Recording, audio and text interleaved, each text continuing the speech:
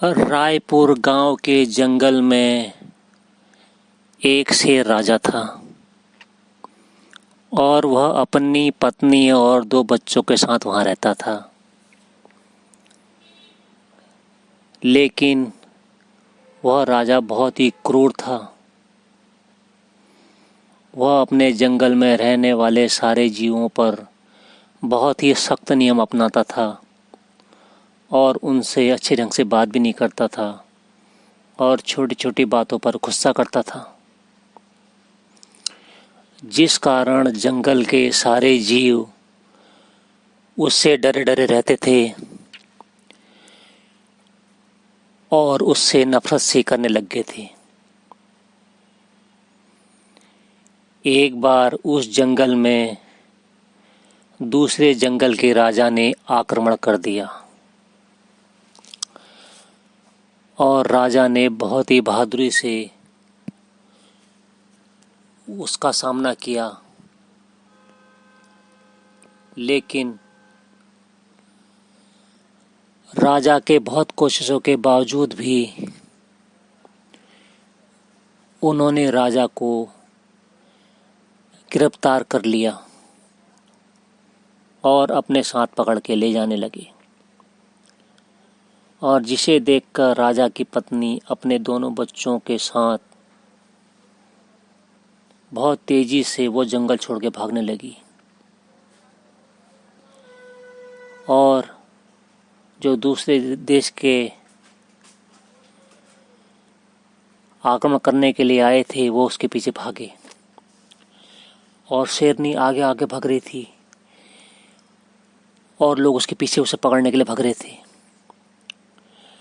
और शेरनी ने किसी तरह एक गौशाला में जाकर अपनी और अपने बच्चों की जान बचाई।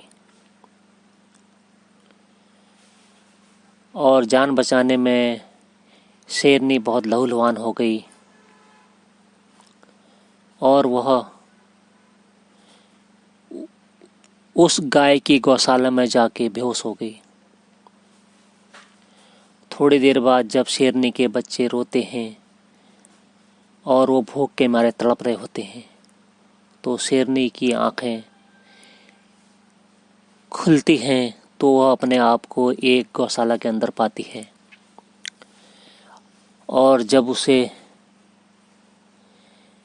यह पता लगता है कि वहाँ पर एक गाय थी और जो अपने बछड़े के साथ वहाँ रहती थी, जिसे देखकर गाय बहुत डर सी गई थी। लेकिन शेरनी चाहकर भी उसका कुछ नहीं बिगाड़ सकती थी क्योंकि वह घायल थी और उसका खून बह रहा था। लेकिन माँ तो माँ होती है, वह अपने बच्चों को रोते हुए नहीं देख सकती थी। उसने गाय माता से रिक्वेस्ट की, उसके हाथ जोड़े कि आप कृपया मेरे बच्चों को अपना दूध पिला दें जिससे उनकी भूख शांत हो जाए। गाय ने शेरनी की तरफ देखा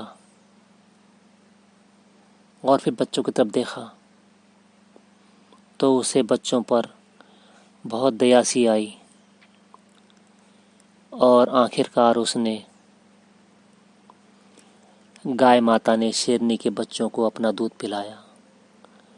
दूध पीने के बाद बच्चे बहुत खुश हुए और वह उस गौ माता के पास ही आकर बैठ गए और गाय माता ने उनका बहुत स्वागत किया। और इस तरह शेरनी के बच्चों की जान बच गई गाय का दूध पीकर। तो हमें इस कहानी से ये शिक्षा मिलती है कि हमें अपना व्यवहार अच्छा रखना चाहिए, क्योंकि कभी कभार हम अपने व्यवहार की वजह से कुछ लोग हमारा जानबूझकर भी हमारी सहायता नहीं कर पाते। तो हमें दूसरों के साथ अच्छा व्यवहार करना चाहिए।